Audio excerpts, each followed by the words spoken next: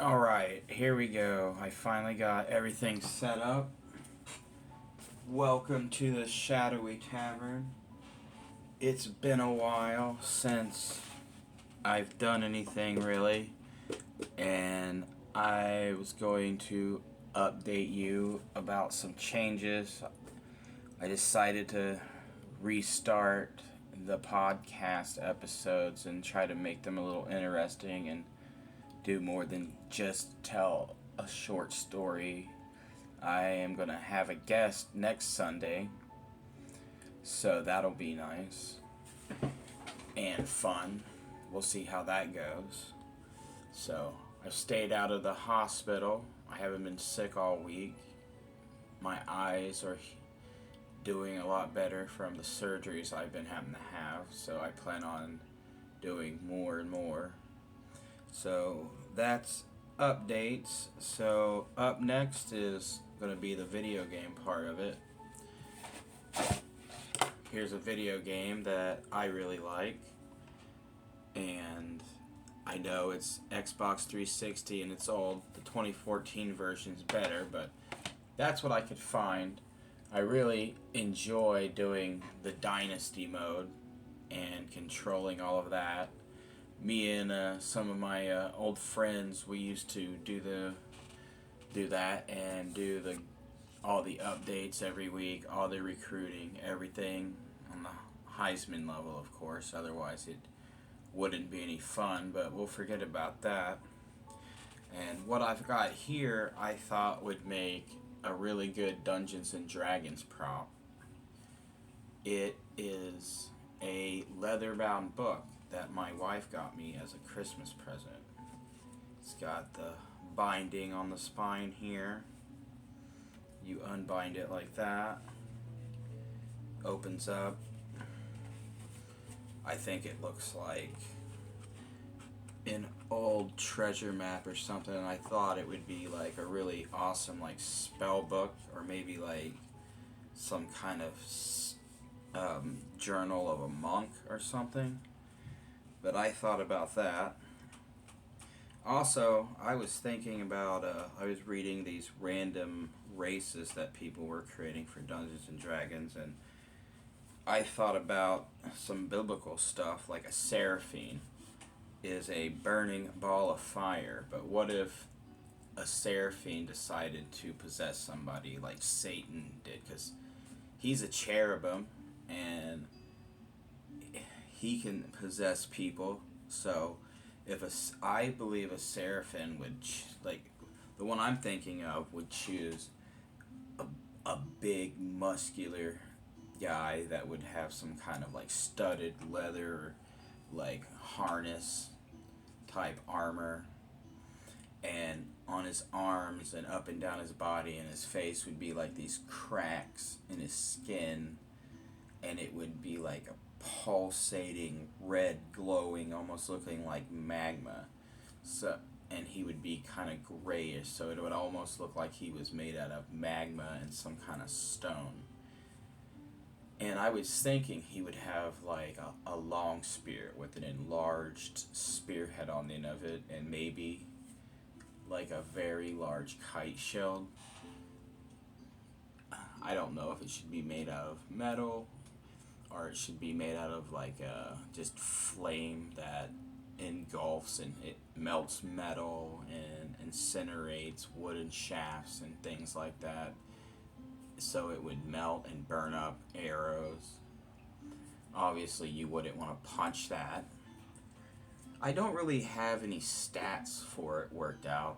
I haven't thought that far, and it's kind of hard for me to read things on paper and computer screen still. So I need glasses. I still need a surgery, a cataracts in my right eye. And then they'll prescribe me new glasses. I've got these glasses, but they're really not that helpful at all.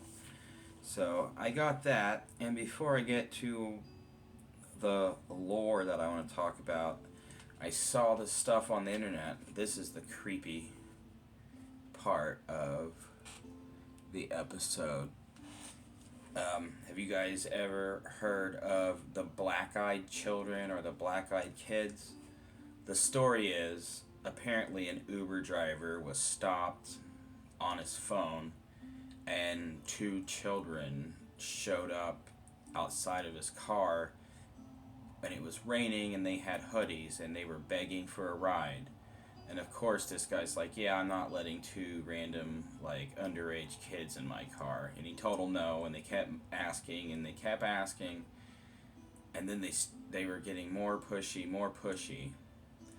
And then they were getting really creepy. Like, they started, like, screaming and wailing like demons. So the guy takes off. And there's lots of people that say that they encounter these things. And they always ask to come into your car, or they ask to come into your house, because for some reason they can't come into your house without permission, which seems to be like a theme of evil. So I was watching documentaries on like mythology, and they were talking about like Norse things, and they started talking about giants, and then it started making me think about Jack and the Beanstalck. So I started watching YouTube videos about Jack and the Beanstalck.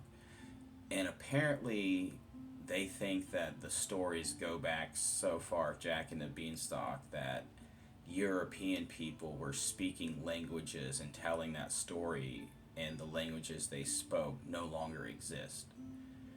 But it was like first published in like 1734, and the very first original story is not about a giant at all.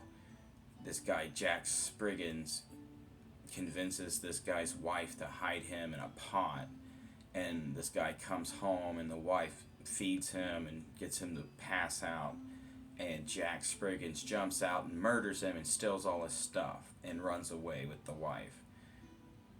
So that's not a very good story. And then it morphed into the giant and the golden goose. Sometimes it's like a ring that grants him wishes.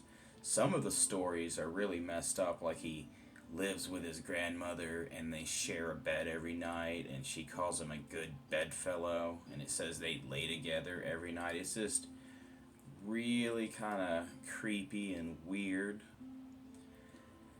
I was really more interested in giants. It's this Jack and the Beanstalk had a giant in it, and of course there's like no truth to any of that, because how could a bean grow into a stalk like that? And even if it is magic, how was there just a giant like living in the exact cloud just hovering above this guy's house? And it says he chopped it down. I've seen people chop down a tree, and it said Jack was faster than this giant, but like how much faster? Is he landing at the bottom of the beanstalk, and like the giant is just like so slow and fat, Jack's like 3 hours ahead of him? I'm not very good at chopping down a tree with an axe, and most people I've ever seen did it with a chainsaw, and it still wasn't just like, hurry up, let's chainsaw this down before the giant can slide down the vine, who was just on me. But most people know like the Disney story and everything. Like, he's supposed to go to town, and I think he was to buy a goose, and he trades the money for these beans, and she throws them out, and then he goes up there and he steals like a harp that plays itself, or like a goose that lays a golden egg, and the giant tries to chase him down. He chops the tree down, but apparently it's been published in a book, and it was really raunchy, and definitely not a children's story or a children's book. Here, sorry, I need a second.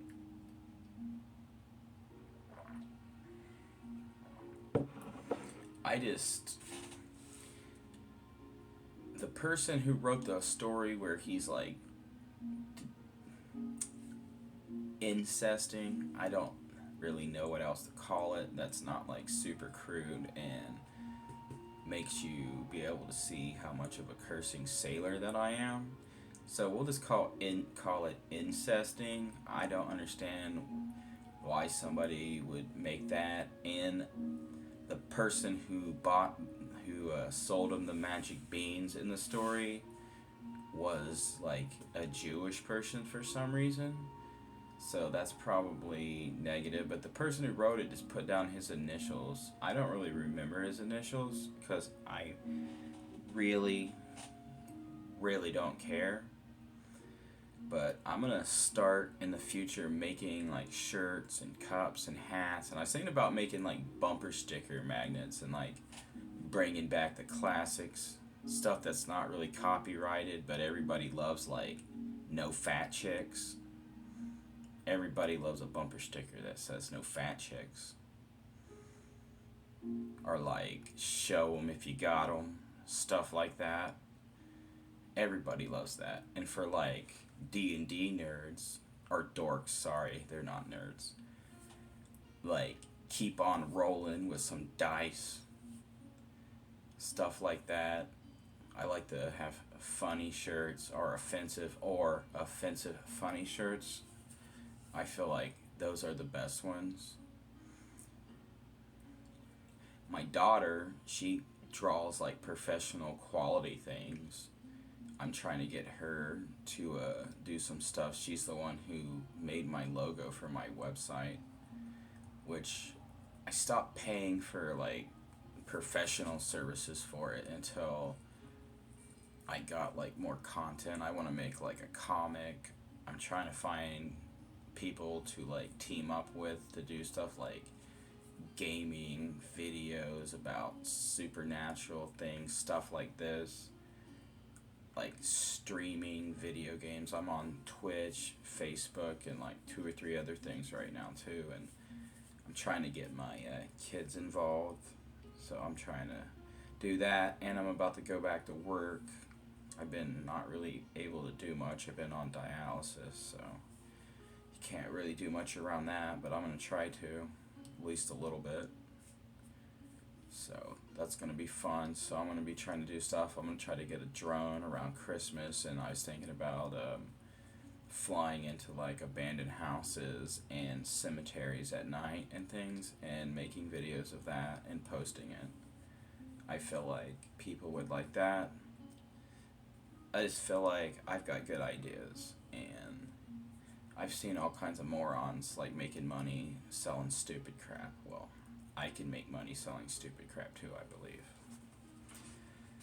I'd like to get my Dungeons and Dragons group back together, or a Dungeons and Dragons group back together. I don't think I care for the old one very much right now, but that doesn't really matter.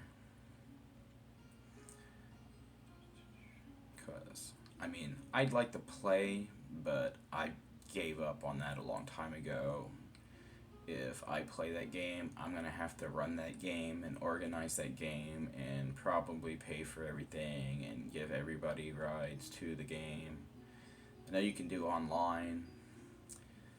I guess I'm not really that antisocial that I couldn't play online. I have played online a few times before, and I played with some like Australian people and some English people, and it kind of felt like I was in the Lord of the Rings, which was pretty sweet. I enjoyed that.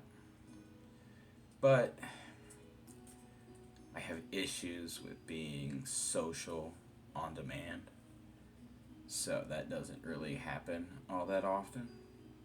Or I think it can happen more often now if I just stay not being sick, but I have like gastroparesis and other stomach issues with it, so it's really touchy, really lame, really sucks, but you know, it could be worse. So I'm not dead, and I don't feel like I'm dying right now, so that's really awesome.